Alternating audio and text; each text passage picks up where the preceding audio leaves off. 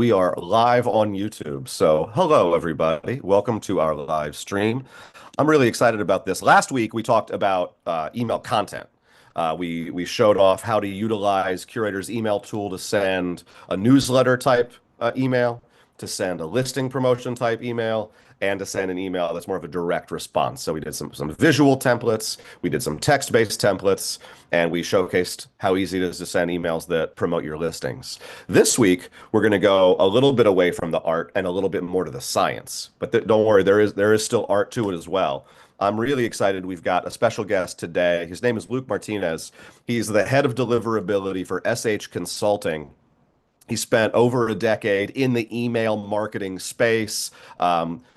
Worked SendGrid is literally like the biggest email service provider in the world. It's what we here at Curaytor use as like the underpinnings, the technological foundation to send emails for all of our clients to literally hundreds of thousands of people and across all of the databases for our hundreds of clients.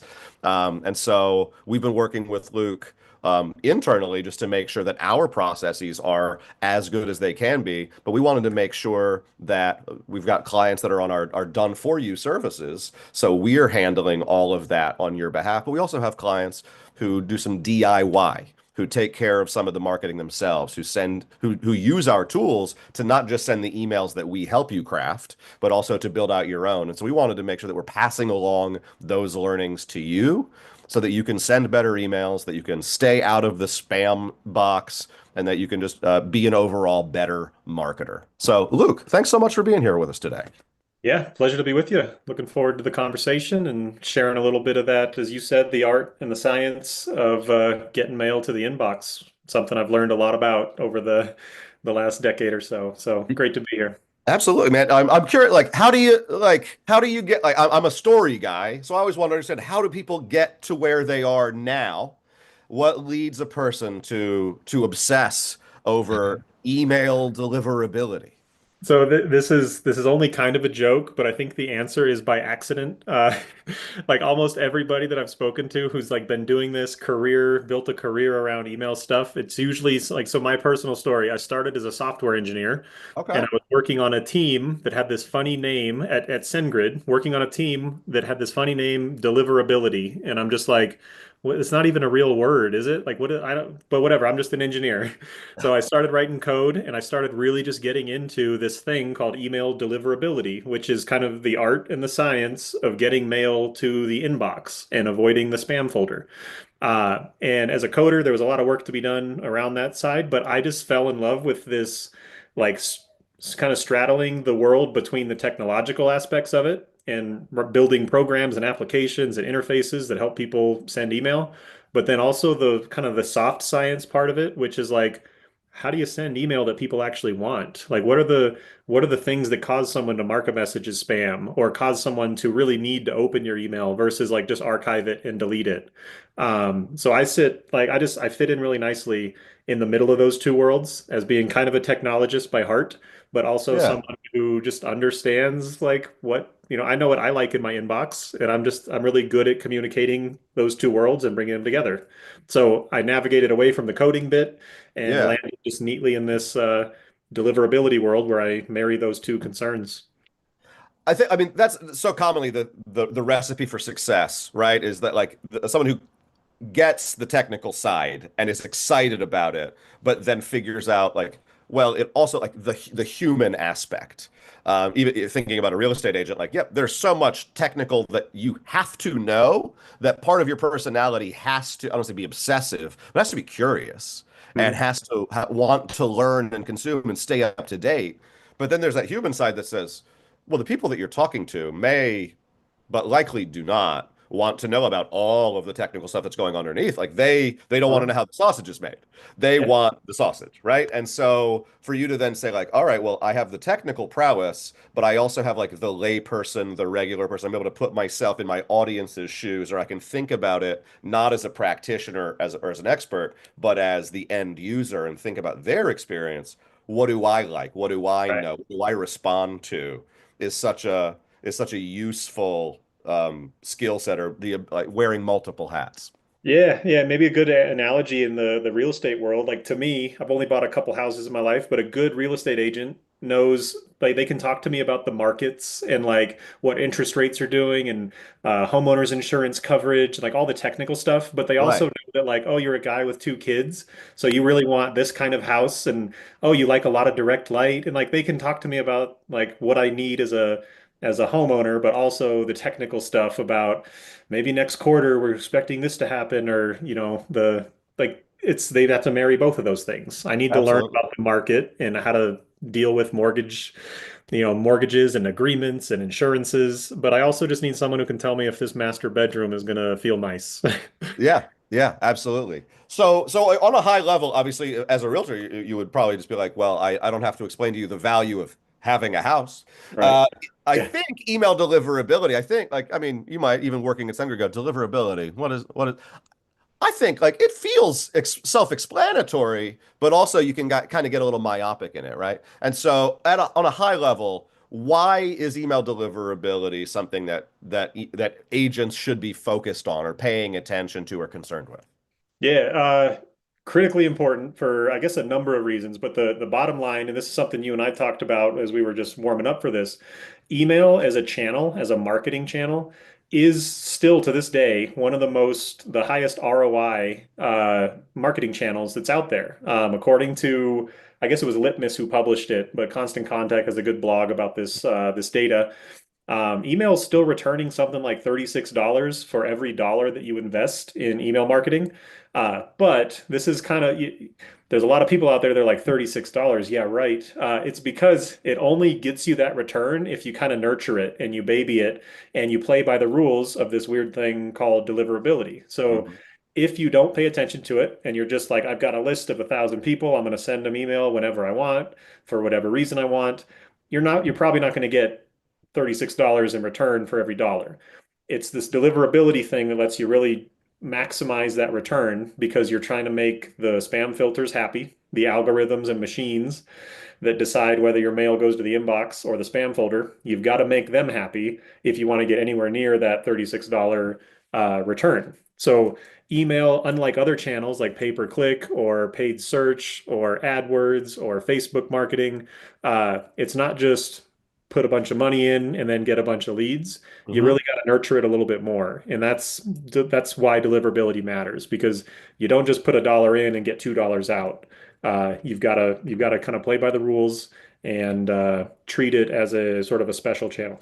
Yeah. Well, and in that prep call we were talking, you mentioned like think there are moving targets, right? There are it sounds like there are certain things like all right, adhere to this best practice, but there are things that change. Um, Mhm. I want to make sure that everyone on this call and everyone watching the replay gets a sense of how to talk.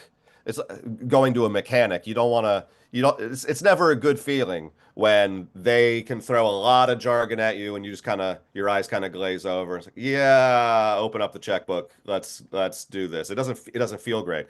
Right. So I'm going to ask over the course of this the difference between getting out of the spam folder or staying out of the spam folder. We've talked that can involve the content itself, the art of email marketing itself, but also the cadence, the technical side. I know that there's some terminology. It seems like there's a lot of acronyms Oh these God. days in email deliverability, especially that feel like they're kind of essential.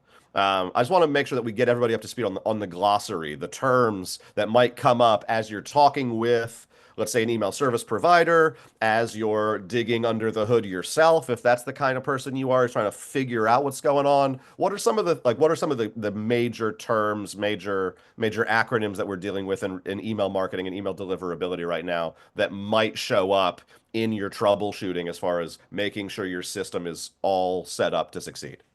Yeah. God, we used to have a joke about all the acronyms. I can't remember what it was or if it was appropriate, but it was there's acronyms everywhere. We're not monetizing this stream, so All it's right. okay. If it comes up, it'll be I'll try fine. to be good. So to start on the right foot, with deliverability and with email, it really like it starts with your configuration. Like, is your system set up properly? And this is where the acronyms start.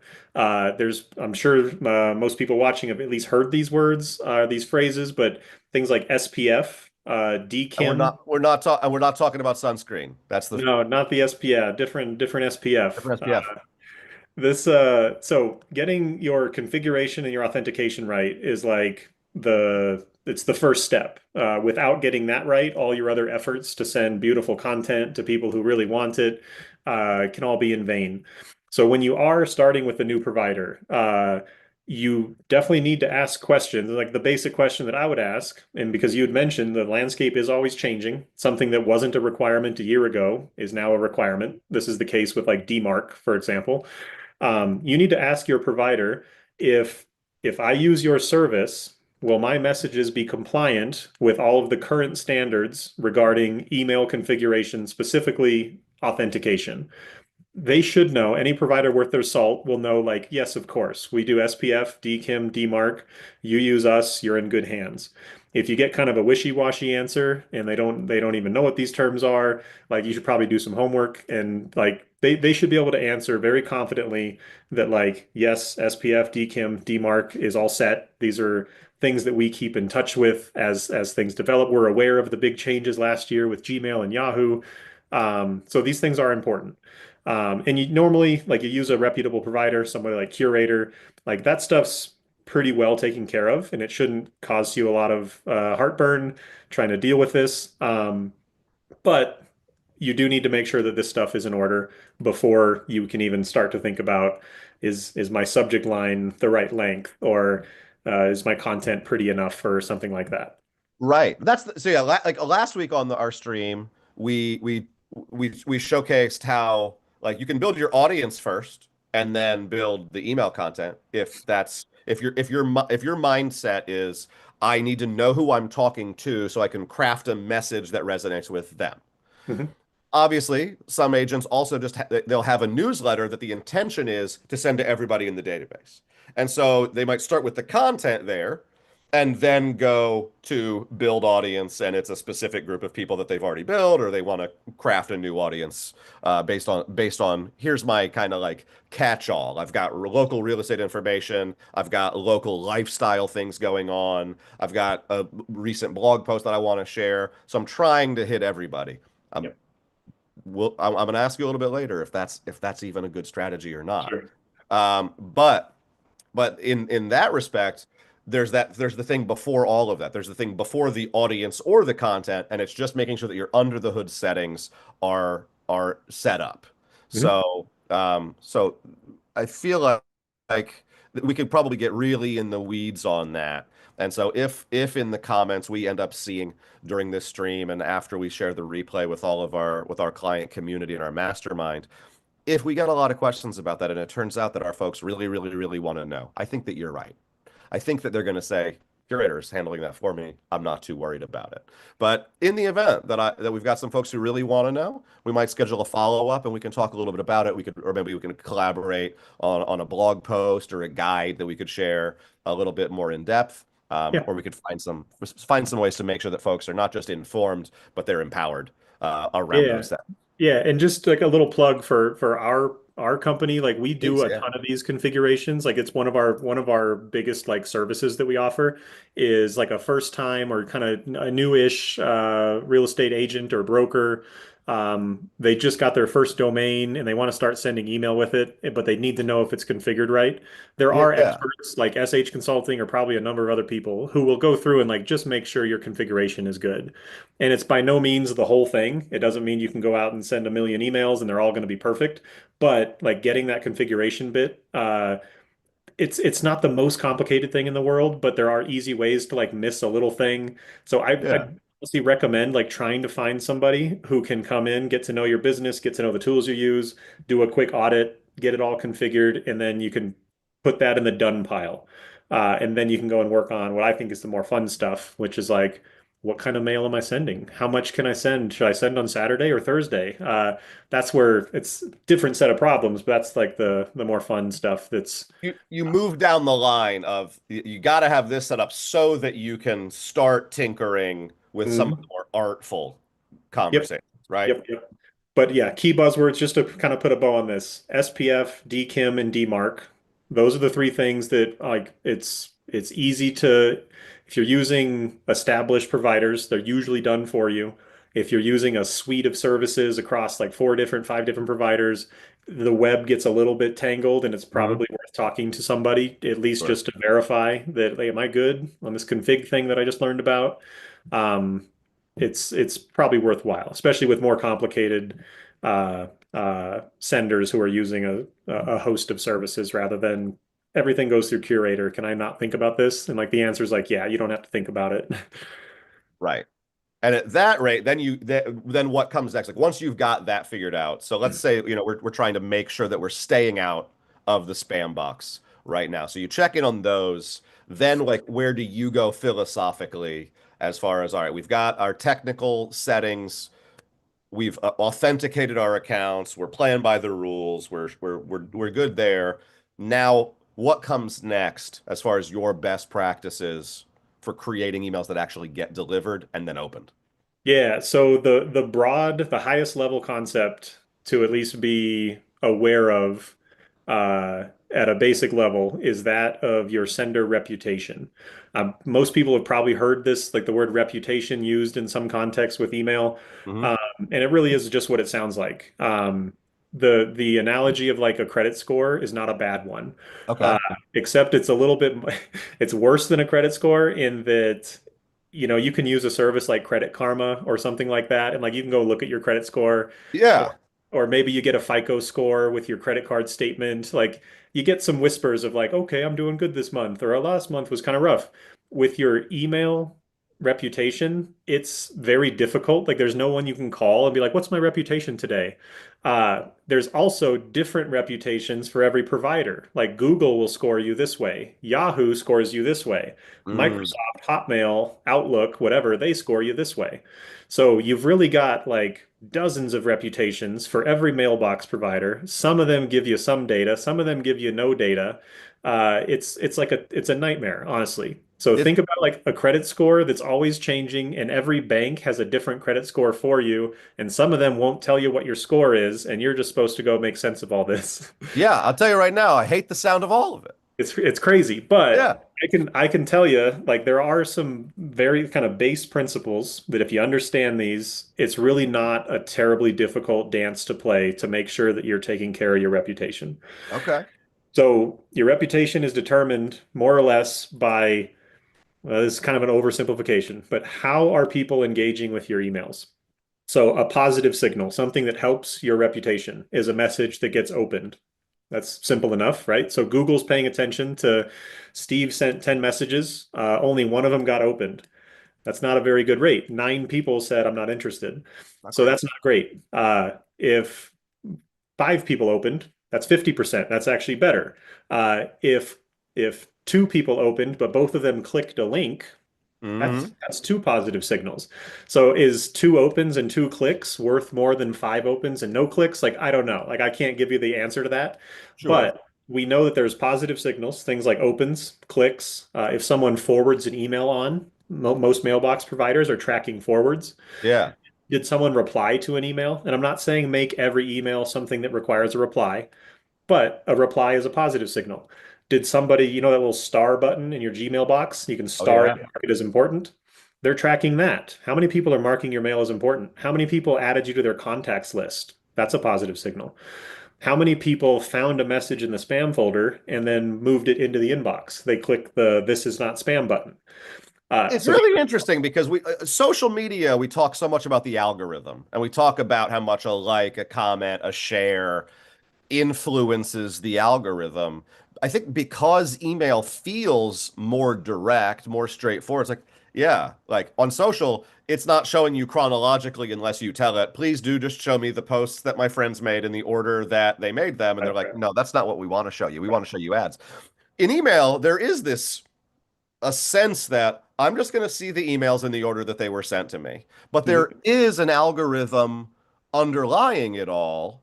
I mean, I'm a Gmail user, so promotions tab, updates tab, primary inbox, the spam you don't even see. So it's almost like all of those factors you're describing are the like, share, subscribe, forward Really. metrics of social, but it just doesn't, they don't get talked about as often in that context around email, it seems. Yeah, it's very similar. Different actions, but similar. It really is an algorithm. Um, Yeah, so I mentioned the some positive ones: opens, clicks, forwards, add to contact, star as important, remove from spam, like mark the this is not spam. yeah, There's also negative, and this does come full circle. I There believe you. are some negative signals too, and this is report spam. If someone hits the junk button, that's terrible. Terrible. Uh, an email that doesn't get read. So you sent it, they saw it, and they just click delete. So this is a delete without reading. If somebody receives a message from you, uh, and that recipient hasn't opened or clicked a message from you in an extended period of time. Let's say 6 months to a year. There's no magic number here. It's different for every sender, but Yeah, consider a message being sent to someone who has never or has not opened or clicked in a long time. Consider that kind of junk food for your email diet. With your reputation, we need to balance, we need to encourage positive signals. Open, click, forward, mark as star, mark as important, mark as hmm, not spam, add to contacts. Encourage those behaviors and then discourage the bad behaviors. Message marked as spam, deleted without reading, uh, message sent to an unengaged contact. The other thing is like list hygiene wise, if you send an email to an address that does not exist, that's also a bad thing. So that's called a balance. right. Uh, we want to minimize the bad behaviors and increase the good behaviors. And there's tons of kind of easy-ish strategies to implement that maximize the good and minimize the bad. You're not looking for all good and zero bad. You're just trying to find a balance where it's more good than bad. Uh, but that's the game. In, I want to kind of zoom in on that. Sending an email to someone who that email's not live anymore creates a bounce. To me, that is one of those like cool. It can be easy to get the notification in your inbox. It's like, oh yeah, like this didn't get delivered anymore. Don't ignore that email. Go to your CRM right away and update that contact, right? You don't want to be sending emails to the same dead email that keeps forwarding you, then it says, "Hey, I've actually updated my email. Please update that." Like not obviously you want to get back in that person's inbox specifically, but not adhering to that and not updating their contact information is creating a bad signal Mhm. over and over if you're sending multiple emails to that person. So that would be one like quick fix, regular database maintenance. Are there any other things that you would say like quick avoid these bad signals, things that you would prioritize as get rid of the dead leaves, do some pruning? Yeah, so one concept that I hope that everybody, like in depending on what tools you use, this can either be super easy or like kind of annoying. Uh-huh. Whatever you can do to have a concept of what I call time since last engaged for every lead in again, I know that there's no easy button for this in a lot of places, but if I could just have next to my list of email addresses and first name and last name, Yeah. the fourth most important thing I want is how long since they've last opened or clicked an email. Like, because all I care about is deliverability and reputation. That's my world. The most important thing, besides first name, last name, and their email address, is how long since they've last opened or clicked. And what you want to do is basically have some, we call it a sunsetting policy. Every Hmm. organization should have some policy that says, after 6 months of non-engagement, I've been trying to reach this address for 6 months. They've gotten 15, 20, 30 emails. I've gotten not a single open or click. They've got to be off your Yeah. list. You've got to know when enough's enough and treat that address as like tech debt or junk food for your email diet. Every message you send to them, I'm not saying it's worthless, but it is a cost to your reputation. It's going to hurt your ability to reach Luke, who opens every one of your emails, because you're trying to reach Steve, who hasn't opened one in 6 months. you're actually making it harder for me to get my email that I want because you're trying to wring the sponge and just Steve's going to open the next one. I know he's going to open. So we've got to remove long-term non-engagers and have Yeah. a regular, consistent policy that does that monthly, quarterly, semi-annually, something like that. Right. That's a great one. We at Curator, we have settings created for for our own marketing team, like for our list. It's if unengaged for 6 months, don't send them the email. Don't send like just that as a recurring setting. That's one that we just got a question in the chat. The advice that a lot of real estate agents have heard is often like just keep emailing them until they say stop. Keep emailing until they unsubscribe. Uh, not to put words in your mouth, but based on what you just told me, bad advice. I would say very bad advice. And here's what if you were asking like Mr. Gmail himself, the guy with the keys to the Gmail spam filter, what he and his name's Mr. Gmail too, real guy. No one, no. Well, that's so convenient. He was born with that name, and then later there's this thing existed. That's It's amazing. amazing. It's amazing. Some Nominative people are, determinism. yeah, it's like a chef whose last name is Cook. It's Yeah. just it was meant to be. One of my dearest friends is she's a barber and her last name is O'Hare. Oh my goodness, it's perfect. Yeah. Yeah, she's It's a great perfect. stylist. Yeah. So what the way that they would put it, if you're on the mailbox provider side, and these are great people, by the way. These people are not here to make your life as an email marketer difficult. It feels Mhm. that way sometimes. Their primary goal is to, well, all right, I hope this isn't too much of a tangent. The primary reason why somebody leaves yahoo.com and decides I'm going to go to Gmail or I'm going to leave hotmail.com and I'm going to go to Yahoo, the number Yeah. one reason anyone changes their mailbox is because I got too much spam. Right. So there, if you're a product person or someone who works at Gmail or Yahoo or Microsoft, your primary concern is stopping people from getting spam. So they kind of have to over-index on uh, preventing unwanted email. So Hmm. the way that someone like them would talk about this problem of engagement recency and whether or not you should just keep sending until they say no, they say that consent is temporary. So when you get someone's permission, they've given you their address, they signed up on your website, they said, yes, I want to receive newsletters. That's their initial approval, right? I can send to Hmm. them. They consider consent to be temporary. And every time someone opens an email, consider that like a renewal of consent. And then if they don't open it, you've got to take the hint and assume that no activity is basically them revoking their consent. They've made it clear they don't want your stuff anymore. Yeah. So that's how they see it. I mean, I think you can find problems with that. I'm not saying that's like gospel and you got to live by it, but the concept is one that you should live by if you care about your reputation.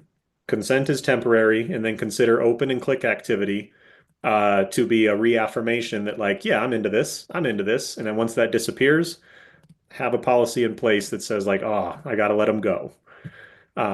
If you want to talk about win back campaigns and re-engagement stuff, we could go down that rabbit hole because there are some strategies for that.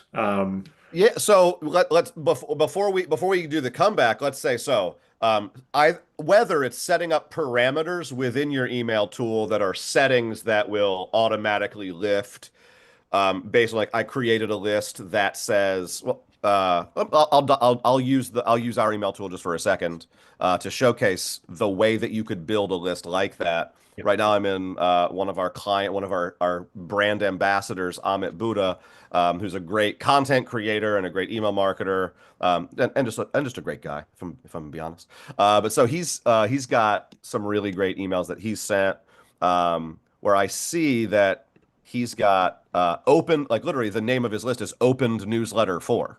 Yeah.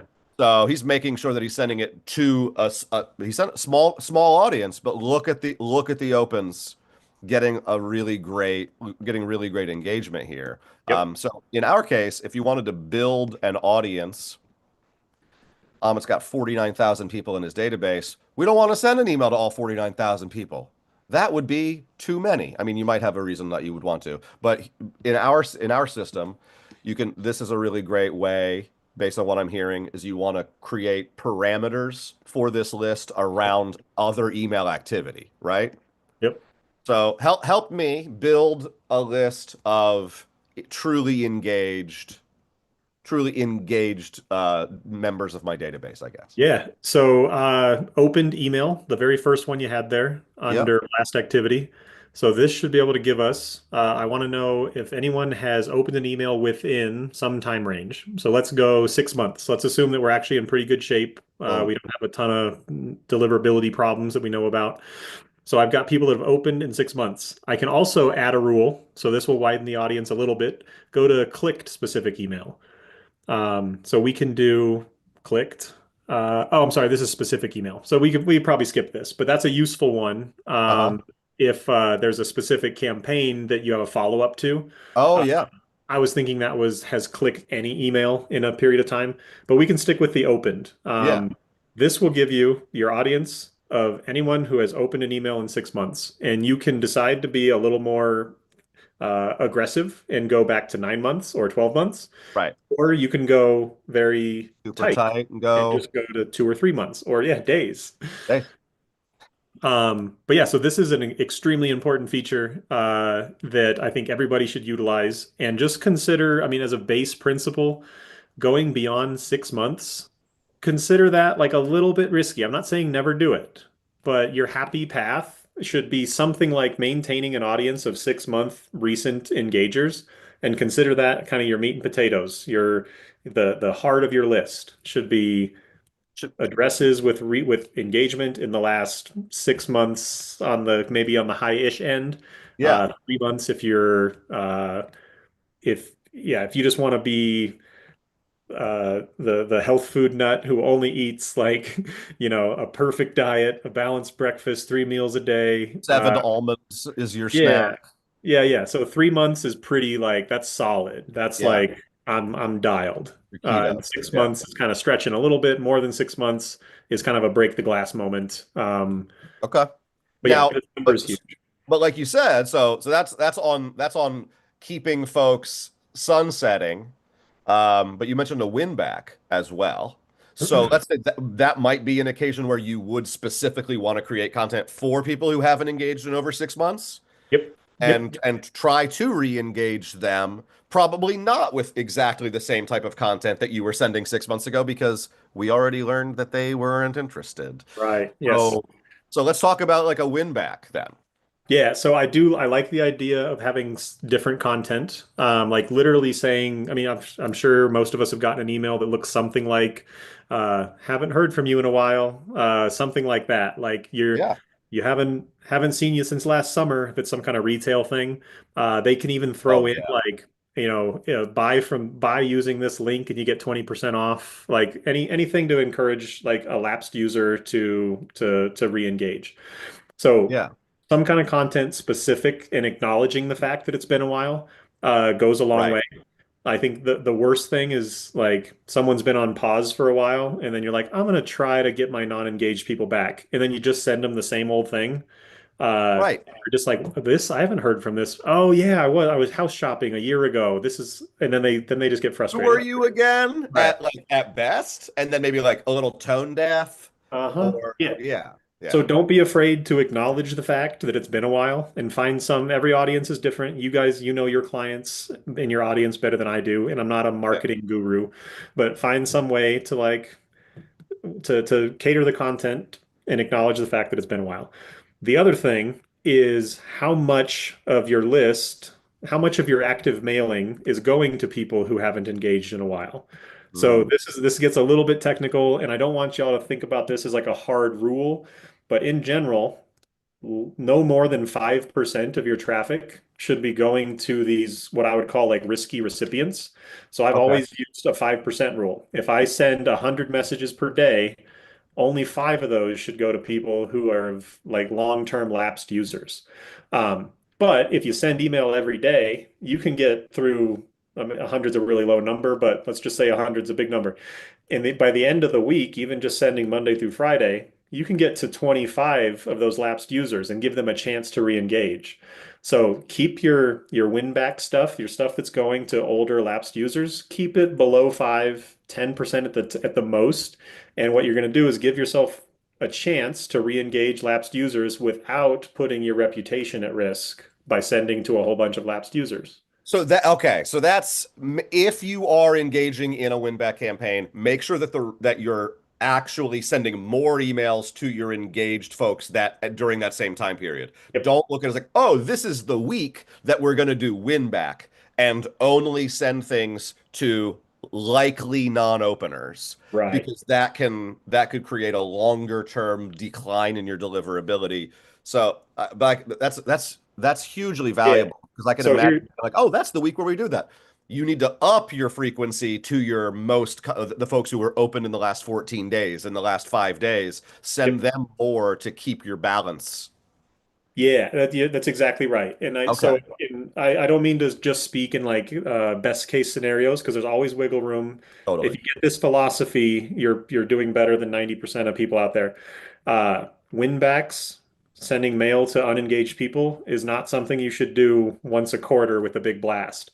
It should be done like almost like daily, like spread it out across like throughout the whole year. And again, it doesn't have to be daily, but just Yeah. don't be like May is the day that I send my campaign to all my lapsed users. It's going to go horribly. It should be something that's trickled in beside your quote normal engaged traffic. And that's going to give you the best chance, the best results from your win back. Well, Yeah. because that mail is going to be delivering more or less alongside really high engaged traffic. And it doesn't risk your reputation. If Gmail sees a big blast, you send 1,000 messages per day, and then all of a sudden on March 14th, they see 10,000 messages to lapsed users, they're going to not like that. Mm. They're gonna absolutely hate that, and your reputation will suffer. And mail's going to start getting sent to the spam folder and rejected. So win back campaigns are like it doesn't have to be daily, but it's something you do in small chunks at whatever cadence you can tolerate from an operational perspective. That's really smart. I don't say it's counterintuitive, but it's just that it's a step beyond what I think most folks would think. Mhm. It's like, all right, let me deal with that and let's send that blast and then we'll have re-engaged everybody. Yep. So Yeah, that's incredibly helpful. Thank you for that. in a slightly different vertical. I don't think it drives home the principle here, but in like retail or SaaS businesses who I've helped a ton of, their big uh, their big problem child is terms of service updates. So Ooh. like legally, I have to reach out to my entire database in the month Uh, of March with this terms of service update. And as a yeah. deliverability person, I'm like, this is not good because Yeah. they have to send it. But I give them the same advice where it's like, can you talk to your lawyers? Can we do this over the course of 3 weeks instead of one day? And they go back to legal and they're like, legal says it has to go out within 5 days. I'm like, let's take 5 days then. 5 days. Whatever the Spread it out. longest period of time we can do, let's do that. And then at that rate, are you then, or is the working with the marketing operations from that same company saying like, I need 5 great emails. Yeah. I need to figure out what we're going to send to counterbalance hmm the necessary crap that we're about to go through with this terms of service update. What can we send additionally that is relevant, timely, interesting, engaging? Let's Yep. let's let's use this as maybe is that the case? Is that how you would view that? Is try to like double up on messages for those 5 days to send a good one to go with the Yes. Anything you can do to kind of like juice your reputation a little bit yeah. to soften the blow is probably recommended. I would hesitate, and I don't think this is necessarily what you're saying. I wouldn't go out of my way to like make up a bunch of new emails to send out. Like Okay, yeah. I'm gonna dream up 5 new campaigns this week so I can prepare for my big launch. Do something tried and true, not something speculative and Right. Yeah. Yeah. fantastical. Yeah, okay, Yep. yeah. And then here would be the other thing, and I don't mean to harp too much on the terms of service thing, but again, it's an important principle. If you do have to send out a message and it's got to go to my whole database because my Mhm. boss says so or the board of directors says so, if you can send that email over the course of 3 or 4 days, day one and two should be Yeah. the least risky. Like you've got some of your database who's engaged and you've got some who isn't. Always start with the most engaged and then leave the last send to your risky people for the last hour of the last day. Uh, and that way you give the biggest percentage of your mail the best chance of inboxing and you leave all the risky stuff to the very end. The idea Um, like in sports, it's you want it to be garbage time. You want to be up ahead so far that you take your starters out at the top of the fourth quarter, and now it's like, all right, we've got a good lead where our open rates were strong early, so now we can afford the dip, but we don't want to start in the hole. Yep.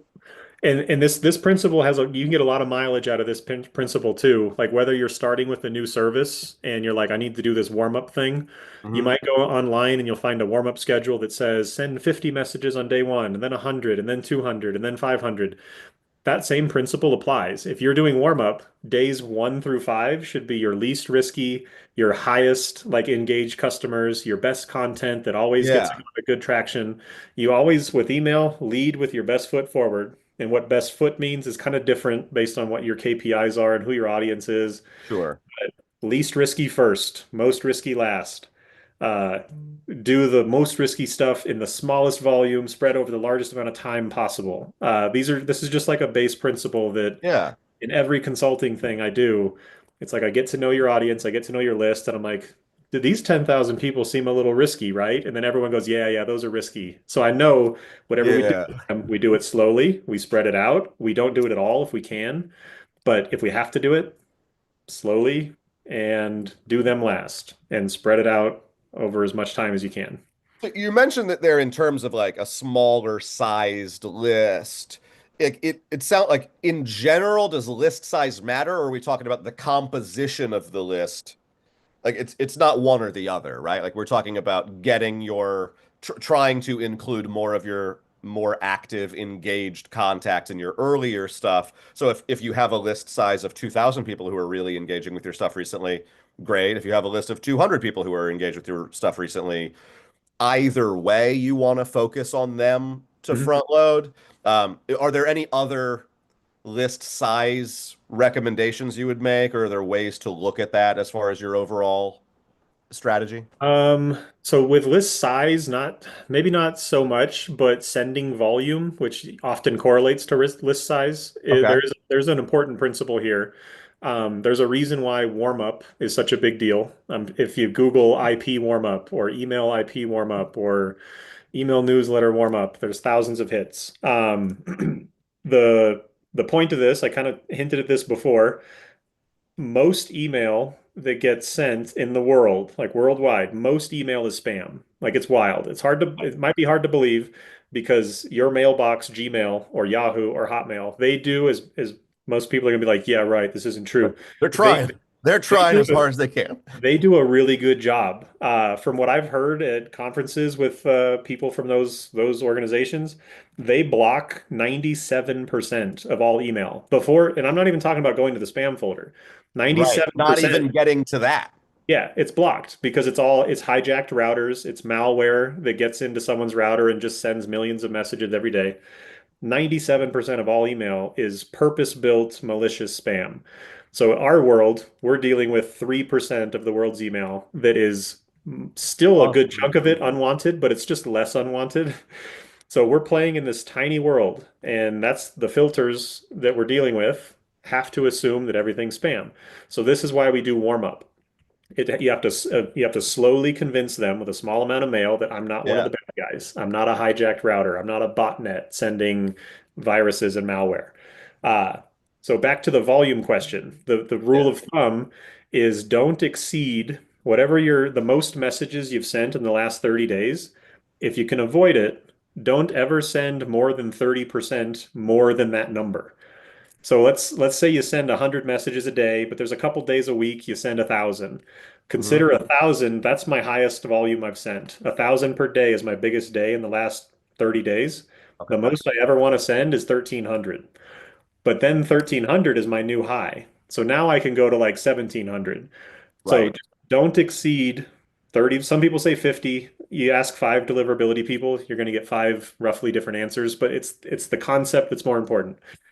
Do not spook the filters by sending more mail than they're used to seeing. And And that's not that's the number of people on one list, or that's the number of that's the volume, the messages sent total for the day.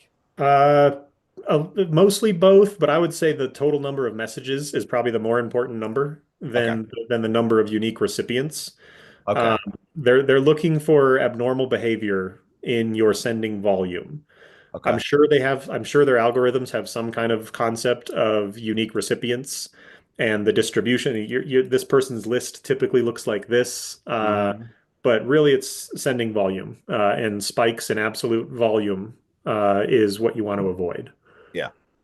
So, Um, we talked a little bit before about the idea of like crafting so we talked about a lot of the settings and then the volume. Let's talk about the email itself. yeah, Uh, so is there I got a great question from one of the members of our team. Is there a sweet spot in terms of like the length of email content? Like if it's a newsletter, is there a length that goes too far? Is there like we send like on our clients' behalf, we've got lengthier newsletters, we've got fairly short, but I'd say medium length, recent updates to our blog or fresh content that you should check out. We also send very brief emails that are more of a direct response concept, Mhm. quick information with, do you want me to reach out to you if this changes, or do you have like Yeah, is there a sweet spot as far as length goes, as far as imagery in an email? I know can be a big topic as well. We've got lots of clients, lots of agents are very aesthetically minded. They want to make sure that they're sure. visually beautiful, but how much is too much? So let's talk about like I guess the composition of a Yeah. great email.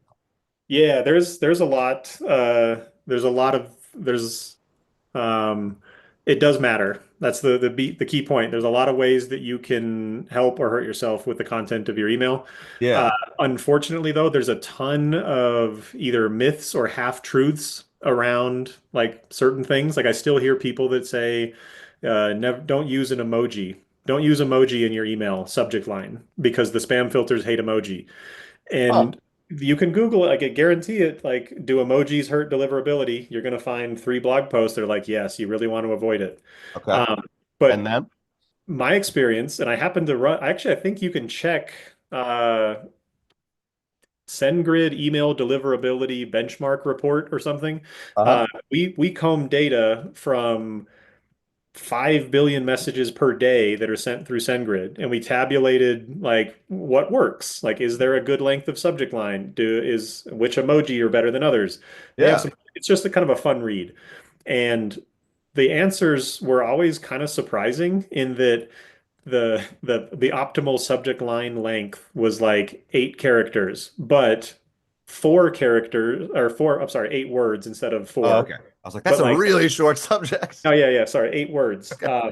But then there was all this weird stuff where it's like, wait, so 8 is the best, but 4 words is the second best, and like 7 words is the worst, and like 10 words is like a little bit better. Like, What so if, right? What if I told you that it matters what the 7 words are? It's less yeah, about seven's not an unlucky number.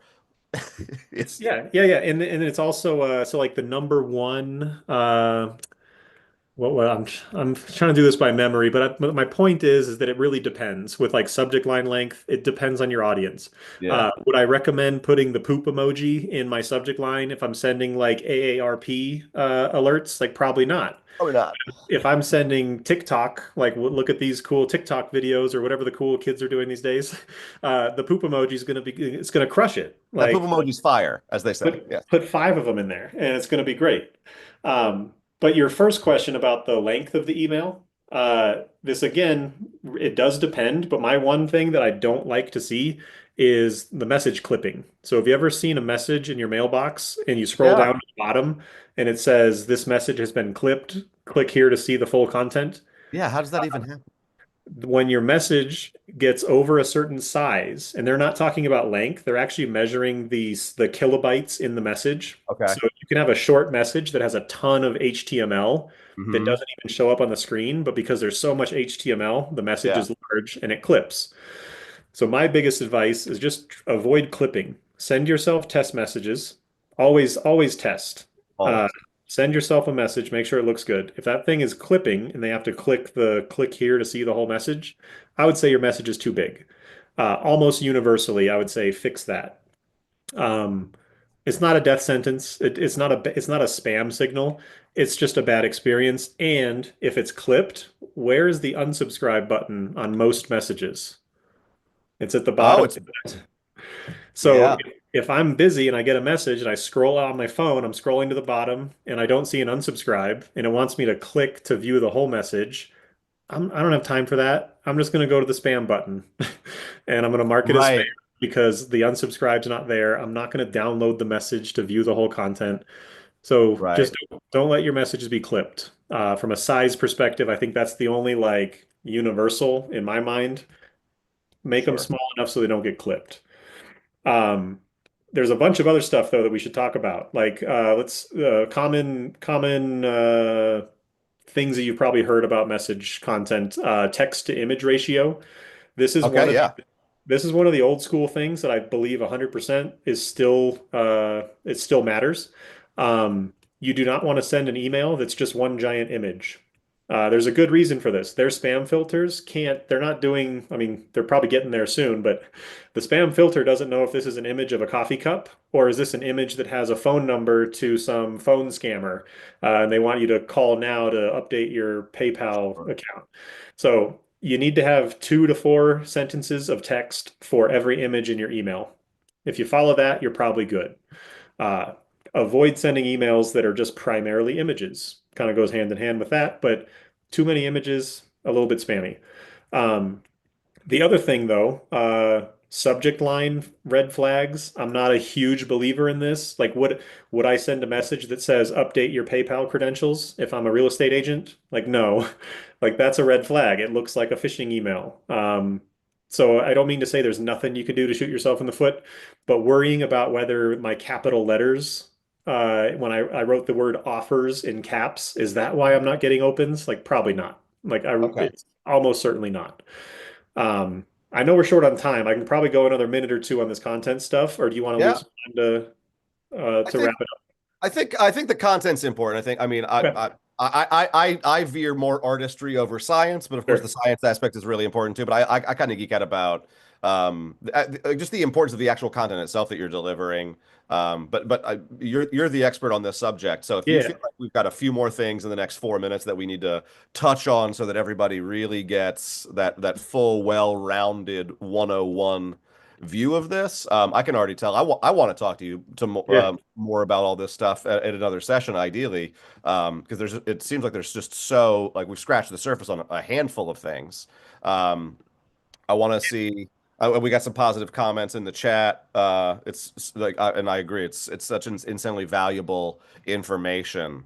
Um, so yeah. I Let me rattle off just a couple more that I think are important on the content side. please. We talked about this in our little pre-call, but link shorteners. Uh, Yes. this I this one's real. This is not a myth. Do not use link shorteners. But, and of course, there's always a but, right? Technically, link shorteners themselves aren't a problem. The problem is mass shared link shorteners. So, Hmm. Bitly, you can generate a Bitly link right now, and I could send a fake chasebank.com through Bitly, and nobody know. Like, so Bitly is abused like all the time. But Bitly offers a paid service where you can turn your brand, if it was luke.com, I could turn it into Right. lu.ke.com. So now that's my custom Your shortener. unique domain that is Yep. not associated with the your Amazon gift card is ready Correct. bit.ly// blah blah blah scam. Yeah, Yep. So link shorteners that are not branded, meaning it's not a custom one that you own and you can yep, take accountability for, don't use them. right. If it's custom and branded and it's your own, it's just like any other link. There's no worries. And I know, and I'll just say as a little plug, our product team would want me to tell everybody, our eng would want us to let everybody on the Curaytor community know we have our own link shortener working on your behalf to make sure that Beautiful. you are not subject to being under the umbrella of all of those Bitly scammers. Yep. You're in good hands. Beautiful. That's good. The other things related to links, your Yeah. message's reputation is dependent on, well, not dependent. The links that are in your messages do impact your reputation and the deliverability of that email. So this doesn't mean like don't put links in your email. Everybody has to put links in their email. It just means that don't put links that you don't trust in your email. Yeah. Like make sure that well, a lot of providers, and I'm not sure if Curaytor does this. There's reasons not to, there's reasons to do it, but most providers will wrap the links in your template so that I put a link to google.com. My email service provider will actually wrap it so it'll say like links.mydomain.com and then Hmm. it redirects to Google. So this is Okay. called link branding or link wrapping. A lot of places do it, some don't. Some wrap it with their own domain, which is probably still good. But what you want to do is make sure that third-party domains, domains that you don't know or trust, stay out of your email. Because even if it's a reputable, so this isn't a phishing site, it's some local credit union or something that we offer for financing options. Credit union, not fishy, not spammy, but they just got hijacked by some bad actors, and now they're hosting a phishing site on their website. So now Hmm. your email is going to spam because you had a credit union URL in it, but it's like, this is my credit union. It's like, well, you don't know that the credit union's under attack. Their security is up to par. Interesting. Yeah, so now their cybersecurity is your email's reputation is slightly dependent on the security footprint of a credit union that you put in your email because you wanted to offer financing options. So Right. third-party links, most of the time it's fine, but just know that if something goes wrong with that website, if they get hijacked and they start hosting a phishing site, that innocent link to a credit union is now the reason why Gmail is calling your messages suspicious. And you're like, I didn't change a thing. I've been putting these, it's the same message I've sent for months. And it's like, well, credit union's website got hacked. They got reported to Google Safe Search. Google now flagged that link. That link's in your email. Now you're screwed. So third-party links, it's not like don't ever do it, but just Right. know your reputation does depend on the websites that your email is pointing to. It's Uh, we're a full hour in. We're at yeah, the end of our session. We've It's a lot like life. There's so many things that you can control, and but no matter what, there are certain things that are just out of reach. So yep, you can take care of your DMARC, your DKIM, your SPF. You can follow all the best practices. And still you could send a thing that you think is going to be really valuable and really useful, and technically speaking, because of some jerk behaving maliciously in another setting, there's still ways for it to not work out at its best. That's why you want to have a provider like a Curaytor or like an SH Consulting looking out on your behalf, trying to keep you. You said before, this might have been in our prep call, this might have been earlier on.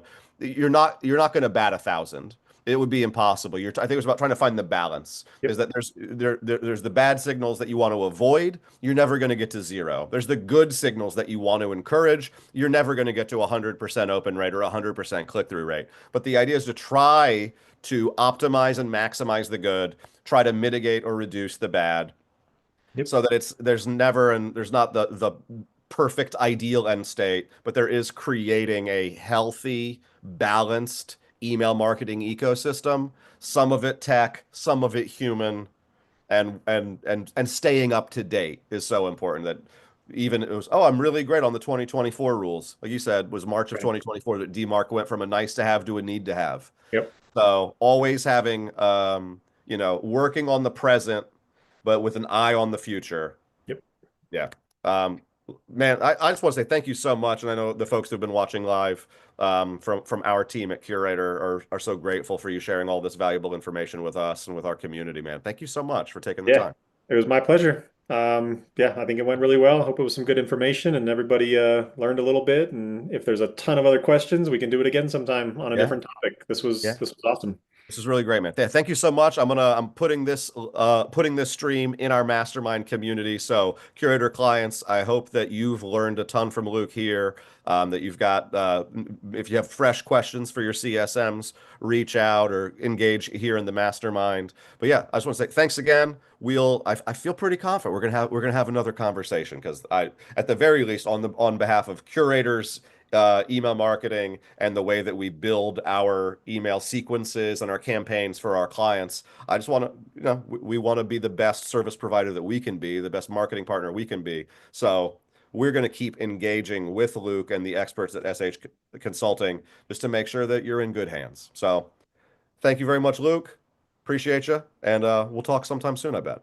Yeah.